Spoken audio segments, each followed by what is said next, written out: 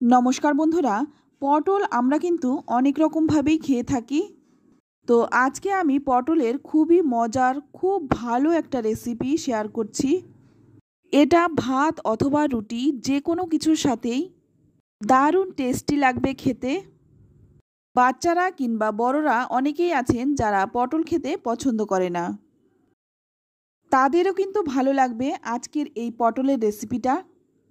একবার এইভাবে বানিয়ে দেখুন, এতটাই টেস্টি হয়, 1 কেজি পটল খেয়ে ফেলবেন। তো প্রথমেই এখানে দেখুন আমি কয়েকটা পটল নিয়ে নিয়েছি, আর পটলগুলো কিন্তু খুব ভালো করে ধুয়ে নিচ্ছি। তো এখানে দেখুন আমি সবগুলো পটলই কিন্তু ভালো করে ধুয়ে নিলাম।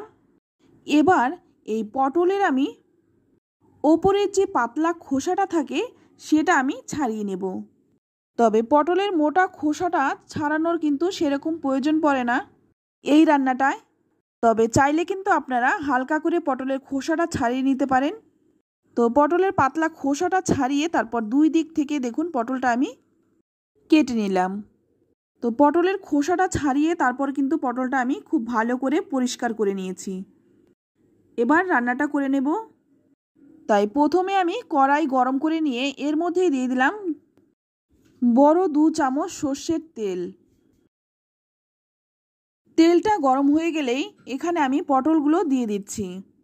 আর এখানে কিন্তু আমি পটলগুলো মাঝখান থেকে একটু কেটে নিয়েছি, সেটা কিন্তু আমার দেখানো হয়নি। আপনারা কিন্তু অবশ্যই পটলটা একটু কেটে নেবেন।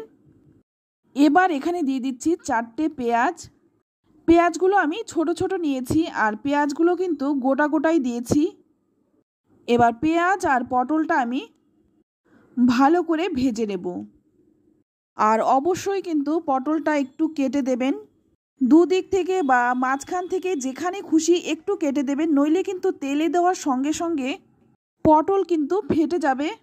সেক্ষেত্রে কিন্তু গরম তেল গায়ে আসতে পারে, তাই অবশ্যই কেটে দেবেন। এবার এখানে দিয়ে দিলাম সামান্য একটু লবণ। এবার লবণটা দিয়ে কিন্তু পটলটাকে খুব ভালো করে ভেজে নিচ্ছি। তো দেখুন পটলটা কিন্তু আমি মাঝখান থেকে একটু করে কেটে দিয়েছিলাম, দেখে বুঝতেই পারছেন আমি কিন্তু মাঝখান থেকে একটু পটলটা কেটে দিয়েছিলাম। আপনারাও কিন্তু অবশ্যই কাটবেন। পটলটা ভাজতে ভাজতে এখানে আমি একটা মশলা বানিয়ে নেব, তাই এখানে নিয়ে নিলাম 5-6 কোয়া রসুন, নিয়ে নিচ্ছি 2টো কাঁচা লঙ্কা, ঝালটা অবশ্যই নিজেদের স্বাদ অনুযায়ী দেবেন। আর দিয়ে দিচ্ছি 1 চামচ মৌরি। মৌরির গন্ধটা কিন্তু এই রান্নাটায় ভীষণ ভালো লাগে। তবে কারো যদি মৌরির গন্ধটা অপছন্দ হয় সেক্ষেত্রে কিন্তু 1 চামচ জিরেও দিতে পারেন। এবার সামান্য একটু জল দিয়ে এটা আমি বেটে নিচ্ছি। এটা আমি কিন্তু শিলে বেটে নিচ্ছি, আপনারা কিন্তু মিক্সিতে বেটে নিতে পারেন। শিলে বেটে নিলে কিন্তু এর স্বাদটা অনেকটাই ভালো হয়, তাই আমি কিন্তু এটা শিলে বেটে নিলাম। এবার তুলে নিচ্ছি, মশলাটা বেটে তুলে নিলাম। আর এদিকে দেখুন পটলটাও কিন্তু প্রায় ভাজা হয়ে এসছে, আর সামান্য একটু ভেজে নেব। পটল আর পেঁয়াজটা কিন্তু ভাজা হয়ে গেছে, এবার তেল ঝরিয়ে তুলে নিচ্ছি। তো সমস্ত পটল আর পেঁয়াজটা ভেজে তুলে নিলাম। এবার এটা ঠান্ডা করে নেব। তো দেখুন এখানে কিন্তু পটলটা আমি মাঝখান থেকে একটু করে কেটে নিয়েছিলাম। পটল ঠান্ডা হওয়ার পর তারপর কিন্তু আমি পটলটা কেটে নিচ্ছি।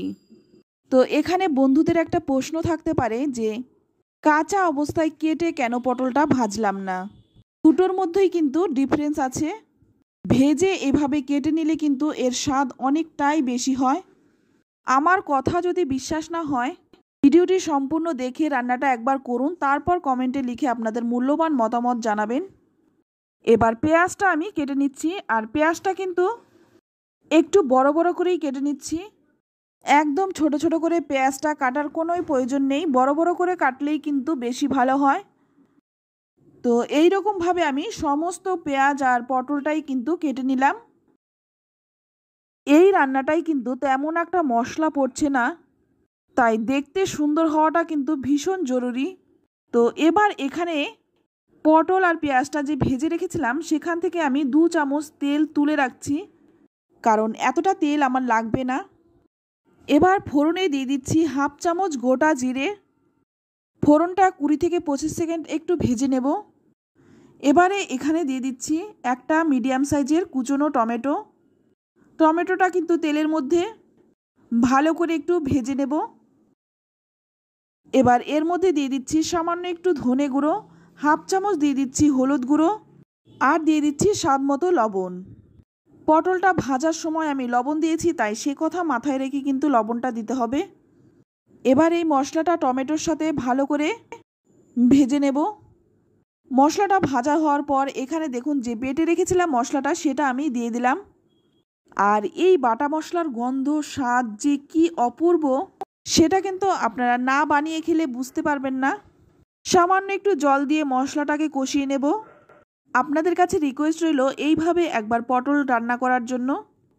মশলাটা দিয়ে খুব ভালো করে কষিয়ে নিতে হবে। 5-6 মিনিট কিন্তু মশলাটাকে খুব ভালো করে কষিয়ে নিলাম, আর মশলা থেকে কিন্তু তেলও ছেড়ে দিয়েছে। এবার এখানে দিয়ে দিচ্ছি ভেজে রাখা পটল আর পেঁয়াজটা। পটল আর পেঁয়াজটা দিয়ে মশলার সাথে কিন্তু খুব ভালো করে মিশিয়ে নিতে হবে। 3-4 মিনিট সময় নিয়ে পটলটা কিন্তু ভেজে নিলাম। তো পটলটা কিন্তু খুব ভালো করে ভাজা হয়ে গেছে। এর থেকে বেশি আর ভাজবার প্রয়োজন নেই। এবার এর মধ্যে সামান্য একটু জল দিয়ে দিলাম। জলটা কিন্তু খুবই সামান্য দিলাম, কারণ এটা কিন্তু একটু শুকনো শুকনো হবে। ভালো করে মিশিয়ে নেওয়ার পর যারা আমার মতো একটু ঝাল বেশি পছন্দ করেন তারা কিন্তু একটু লঙ্কা দিয়ে দিতে পারেন। তারপর গ্যাসের আঁচটা কমিয়ে একটা ঢাকা দিয়ে অন্তত 10 মিনিট রেখে দেব। 10 মিনিট পর দেখুন ঢাকনাটা খুলে নিলাম। দেখতে কতটা লোভনীয় হয়েছে, খেতেও কিন্তু ভীষণই ভালো হয়। এবার ভালো করে একটু মিশিয়ে নিয়ে নামানোর আগে আপনারা কিন্তু একটু ধনেপাতা দিতে পারেন। আমার কাছে ধনেপাতা ছিল না, তাই আমি কিন্তু এখানে ধনেপাতাটা দিলাম না। ধনেপাতা ছাড়াও কিন্তু খুব ভালো লাগে, আর থাকলে কিন্তু অবশ্যই দেবেন। তো এবার দেখুন নামিয়ে নিচ্ছি। দেখতে কতটা লোভনীয় হয়েছে। গরম গরম ভাত অথবা রুটি যে কোনো কিছুর সাথে সার্ভ করুন, দারুণ টেস্টি লাগবে খেতে। ভিডিওটি দেখে ভালো লেগে থাকলে অবশ্যই লাইক, কমেন্ট, শেয়ার করবেন। আর আমার চ্যানেলে নতুন বন্ধু হয়ে থাকলে চ্যানেলটা সাবস্ক্রাইব করে নেওয়ার অনুরোধ রইল। আর পটলের এই নতুন রেসিপিটি বানিয়ে নিজে খান, পরিবারের সকলকে খাওয়ান, আর আত্মীয় স্বজন বন্ধুবান্ধব সকলের সঙ্গে এই নতুন রেসিপিটি শেয়ার করুন। সকলেরই কিন্তু ভীষণ পছন্দ হবে, এটা আমি বলতে পারি। আজ এই পর্যন্ত, আবারও নিয়ে আসবো অন্য কোনো নতুন রেসিপি। সকলেই ভালো থাকবেন, সুস্থ থাকবেন। ধন্যবাদ।